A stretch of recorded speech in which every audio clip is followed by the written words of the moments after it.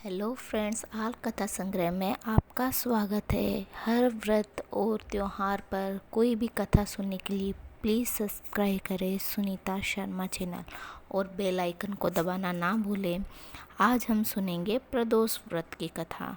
प्रदोष व्रत का अर्थ है रात्रि का शुभारंभ। इस व्रत के पूजन का विधान इसी समय होता है, इसलिए इसे प्रदोष व्रत कहते हैं।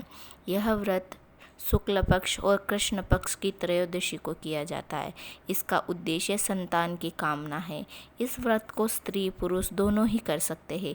इस व्रत के उपास्य देव भगवान शंकर है। सायंकाल को व्रत करने वाले को शिव शंकर की पूजा करके अल्प आहार करना चाहिए। कृष्ण पक्ष को शनि प्रदोष विशेष पुण्यदायी होता है। शंकर जी का दिन सोमवार है। इस दिन पड़ने वाले प्रदोष को सोम प्रदोष कहते हैं। प्रदोष व्रत के लिए श्रावण के प्रत्येक सोमवार का विशेष महत्व है।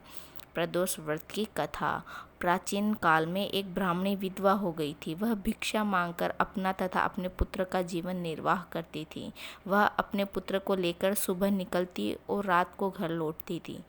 एक दिन उसे विदर्भ देश का राजकुमार मिला, जो अपने माता पिता की मृत्यु के कारण इधर उधर मारा मारा फिर रहा था।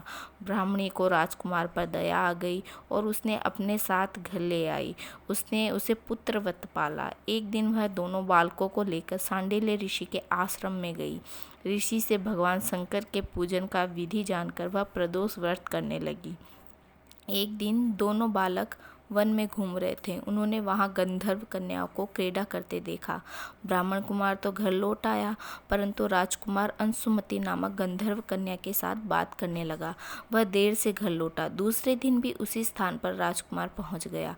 अंशुमति अपने माता पिता के साथ बैठी हुई थी। माता पिता ने राजकुमार से कहा कि भगवान शंकर की आज्ञा से अंशुमति का विवाह तुम्हारे साथ करेंगे। राजकुमार शादी के लिए तैयार हो गया। दोनों का विवाह हो गया।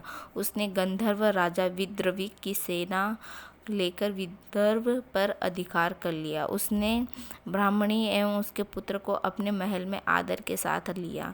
यह प्रदोष व्रत का ही फल था। तभी से समाज में प्रदोष व्रत की प्रतिष्ठा हुई और सभी प्रदोष व्रत करने लगे।